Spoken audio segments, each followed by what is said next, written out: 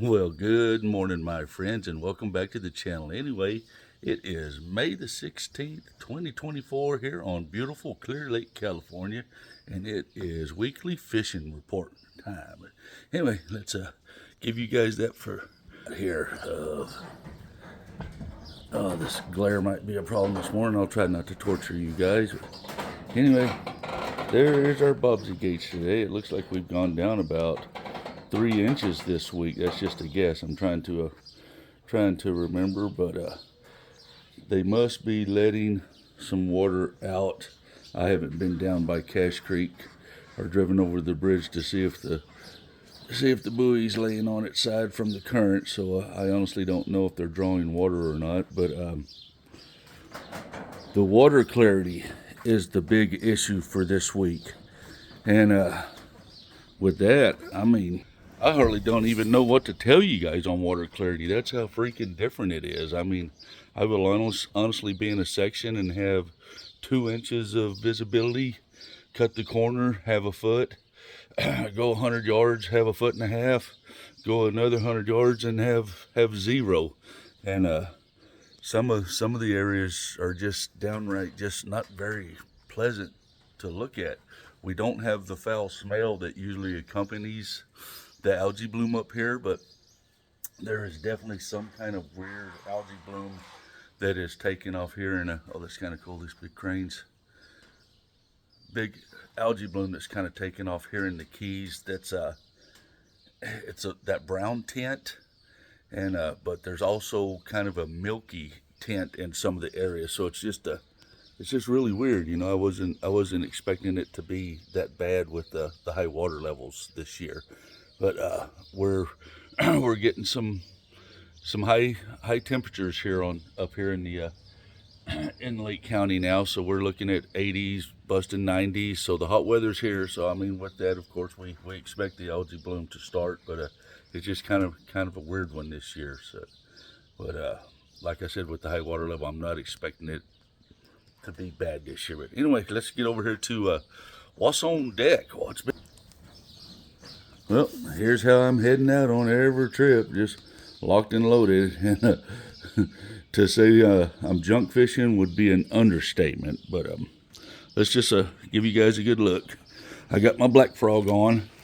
Been having a little luck with that. That has not taken off to the degree that you would think, because we've had water temperatures. I don't know if I mentioned that, starting in the 70s, and yesterday evening we had 79. I was fishing close to two guys and I asked both of them what their graphs were saying. One was 78 and one was 79. So you would think that the buzzbait and the frog would just be off the hook in every section of the lake, which I'm sure there's section of the lake that it is, but not here in the Keys, unfortunately.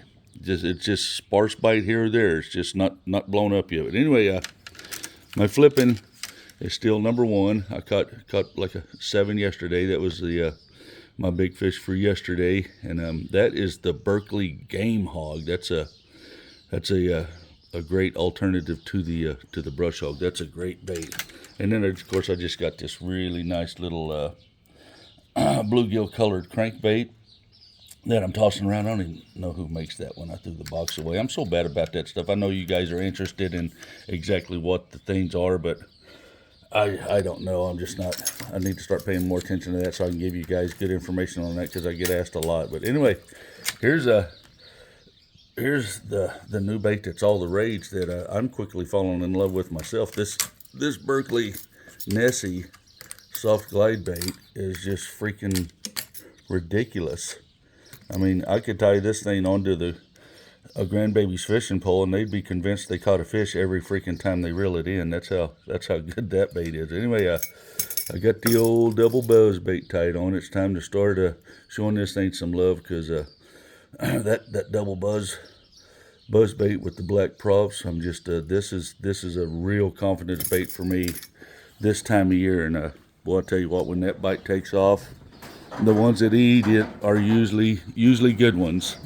But then over here on the other side, I got the chatterbait. Of course, in the bluegill. I mean, my recommendation is try to imitate the bluegill when you're out there. That's That's what the bass are hating on right now, and even if they don't want to eat it, they'll just try to kill it. That's, you know, sticking to the bluegill theme. There's just this nice little cool worm on a Texas rig. Of course, I got the margarita mutilator drop shot. That's probably not the actual margarita mutilator, but you get it. And don't leave home without the trash fish. Got the wacky rig Cinco in there. A cool little crawdad invitation when things slow down. Sometimes that a little bait, something like that, can be the ticket.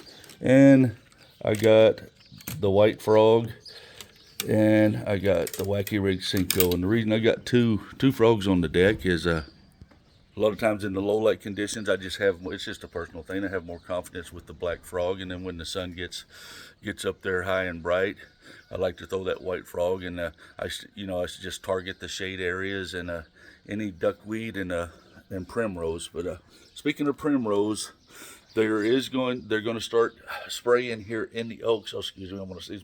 I know you guys can hear, but the allergies have been excuse me, ridiculous up here with this wind. But they're spraying the primrose, but it's not just a mass freaking just dump load of poison. It's like you got a weed in your lawn, and they're going to go just spray the weed. So it's going to be really spot specific, and that's going to be going on throughout the entire season, but that's starting this week. So when you get into the Keys, I'm sure that's going to affect things. We'll just have to see how that plays out. But anyway, I don't know if you guys saw my last little video, my little 3-fish 3-bait challenge. That's that's not the norm. I got a little lucky on that, and it actually worked out. But that's the way things are fishing right now. You can pick your favorite technique and probably find a place where they're going to be eating that right now. There's a big boat race going on this weekend, the wife just informed me of, out of Buckingham. So I think the lake's going to be really, really busy this weekend. Ross hasn't posted a report yet, I don't think, so I don't know if we've got any tournaments or anything like that coming up. And I have not been up to the north, so unfortunately, I don't have anything to share with you guys up there. I don't know if the water clarity is worth the damn up there or not for the sight fishing. And I have spoken to a friend that's down around the Redbud Arm, and yes, the algae bloom is still cooking down there pretty good, but you can still find some decent water down there also. But I know that's pretty vague, but it gives you an idea of what you might be getting into those different areas. And of course, bass on beds.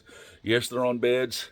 Is there any place I know of that you can just go down the bank looking for them? No. I don't know of a single spot where you can just burn a bank and hope to trip over a big bass right now. And in all honesty, I haven't gone out and tried to find that. With the winds and everything, I just haven't wanted to fight it.